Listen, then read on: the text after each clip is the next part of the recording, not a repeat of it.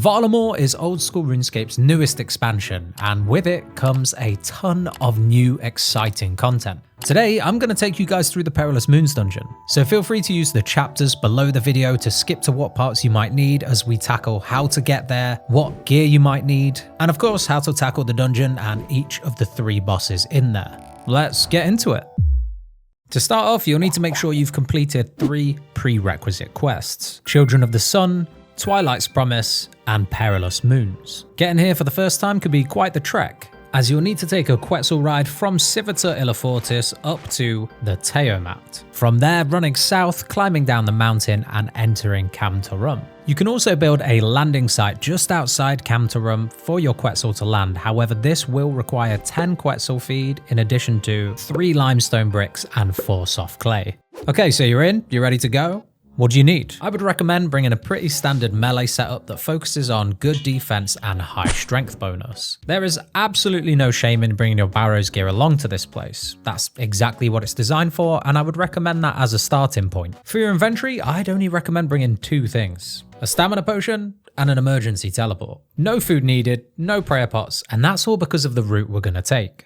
For our first run around the Perilous Moons Dungeon, we're going to take the northwest route out of the antechamber or main room. This is a great route to take first because you can stock up on the supplies available to you within the dungeon itself. Using the supply crates at the camp here, grab yourself some hunter supplies and some herblore supplies. I tend to drop everything except the pestle and mortar and the rope, as they're the only 2 things you'll really need. Collect some moonlight grubs from the grubby saplings here, use a pestle and mortar on them, and then this can be directly used with a vial of water to make moonlight potions. These are your prayer potions and super combat potions all in one, so a really useful thing to grab early. Using your rope, set up some traps between the rocks also in this resource area. You can set up all 3 traps at once, nestle the nearby brush, and fill your traps with the lizards that run into them. Cook these at the campfire nearby, and there you have it. Your supplies for the Perilous Moons. If you have a low combat level or relatively low defense, I'd recommend collecting at least 5 or 6 of these lizards to cook up and filling your inventory with plenty of food. Just bear in mind that you can't take this food out of the dungeon with you. However, once you've looted the chest, these supplies will stay on you as you can loop around the dungeon again. Carrying on with the route and getting into the first boss, the Blue Moon. The Blue Moon, like the other 2 bosses, has a moon dial pattern on the floor. All you have to do is stand on the tile that's lit up while hitting the boss and follow it as it moves around the room. You get a lot of value out of using the piety prayer in this dungeon, so make sure that it is on all of the time. When it comes to protection prayers, I've done plenty of kills with protection prayers and plenty without, and honestly there's barely any difference, so totally optional if you want to pray melee or not. Every now and again the Blue Moon will cycle between 2 different types of special attack. The first one summons these icy whirlwinds or tornadoes all around the room. Your job is to run to either side of the room and light the braziers there. If you're hit by these tornadoes, they'll do a small amount of damage and turn off your run.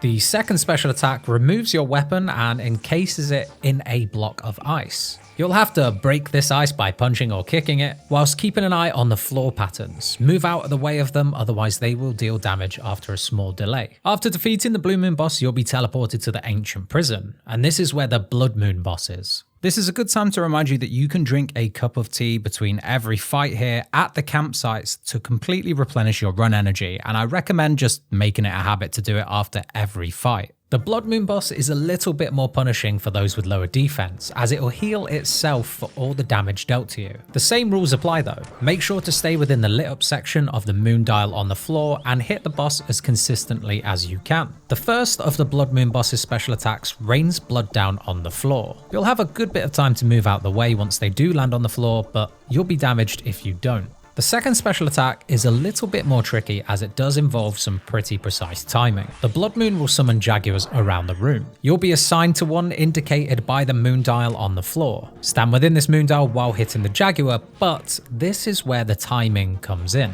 Step away from the jaguar back onto the spot where the blood is just as it explodes. This will ensure that you don't take damage from the blood exploding, but also from the Jaguar's melee attack, meaning that you can effectively heal yourself during this phase. Once you defeat the Blood Moon, you'll have to do a short little run around this corner and then into this entrance to get to the final area where the Eclipse Moon awaits.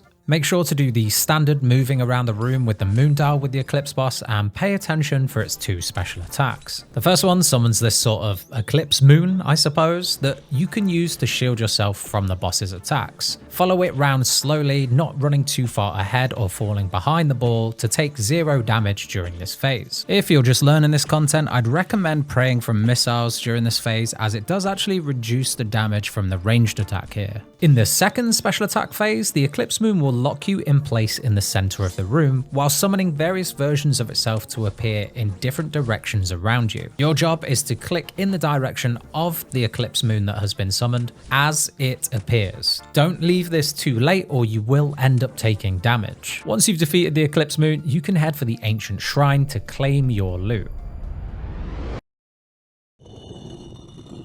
After completing this first loop around, make sure to go back out of the treasure room the same way you entered, and that is towards the Eclipse Moon. Or, you know, if you forget, yellow. There's yellow on the floor. There's red on one side, there's yellow on the other. And we do this for a couple of reasons. Firstly, the boss room in the Eclipse area is much closer to the exit from the treasure chest. The second is that if you're low on supplies, there is a fishing spot just north of here that you can stock back up and carry on your runs. Now, I'm not saying this is the most optimal route because this is day 1 of the content coming out, but this is what I found works really good for me. Your first run starts with Blue Moon, Blood Moon, and Eclipse Moon, and every run after that starts with Eclipse Moon to Blue Moon and ending on Blood Moon. This should give you plenty of chances to stock up on supplies without having to do long runs starting with the Blood Moon. I cover all of the drops you can get at the Perilous Moons Dungeon in one of my last videos linked at the top of the screen right now, so check that out after if you want to know what you can get. Some of these gear pieces are incredibly expensive right now, so there's no better time to get out there and make that money. If I've missed anything or you guys want to point something else out for anyone who might need some help, then please feel free to leave it in the comments. If this guide was helpful, please consider subscribing, and guys, I've got plenty of Varlamore content on the way, so stay tuned. See you all soon. The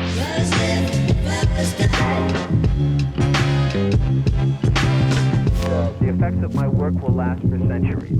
As the flowers weep and fade.